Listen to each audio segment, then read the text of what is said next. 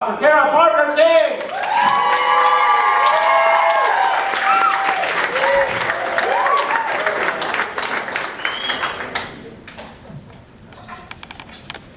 So I'm a 40-year-old woman in a rental wheelchair telling jokes for you guys tonight.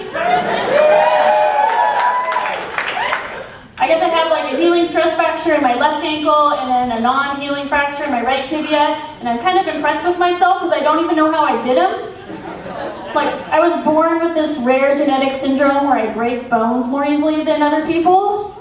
Like, your skeletons are like high-quality furniture. You guys have the Ethan Allen of bones. Where my bones are basically IKEA. Party too hard in the living room and something's gonna collapse. And the problem with having bones that are as stable as a celebrity marriage is that it affects all your bones, and it messed up the bones in my ears. And starting as a teenager, I had to start wearing hearing aids. But about 3 months ago, I had surgery, and it fixed the bone in my ear, and now I can hear almost perfectly. Not giving you guys laugh. But the problem is, for the first few days, I couldn't tell where noises were coming from, so voices would just appear in my head. All of a sudden, I'd be like, just standing there, and I'd hear, "Please pass the butter." It's like I had the most boring form of schizophrenia. So I don't mean to brag, and I know you guys can tell from just looking at me that I used to be in Playboy videos as a telemarketer. It was a really weird job. I'd have to call just random strangers up. And to make better sales, sometimes it worked if I called myself something better like Candy, or I talked in a sultry voice. And you'd be amazed at how many of these guys asked me if I was in the videos. As if the next step in a Playboy bunny's career is as a telemarketer. And then I wonder, like, what if I was in the videos? Maybe I kind of want to be in the videos. And what would Playboy cast me as?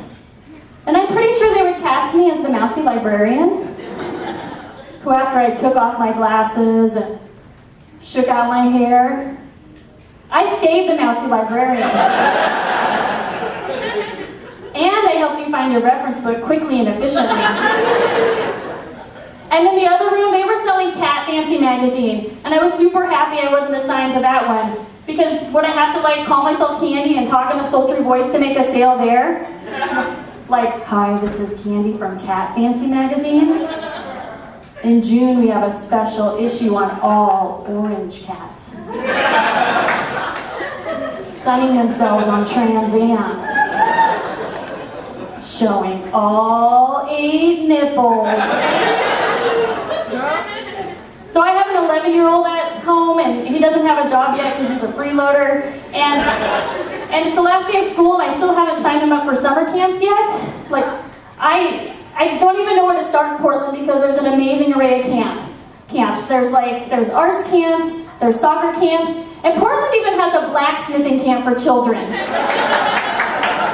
And I'm going to sign him up for it right after barista camp, but before food truck camp. And Portland also has a couple other fun camps, like yoga camp, where active kids can move slowly, and parkour camp, so parents can meet their insurance deductibles. So as I'm getting older, I feel like my job as a woman in this society is just sort of like to politely disappear.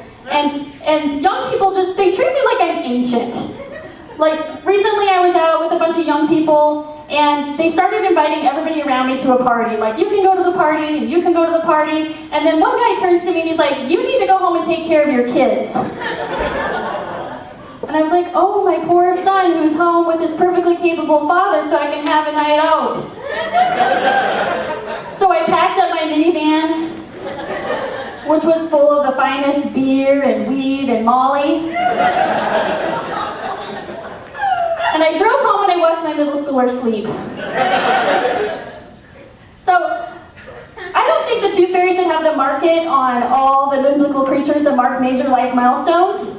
I feel like when you're in middle school and you get your first pimple, the puberty fairy should come. And she should take a can of Right Guard and put it behind that door you just slammed.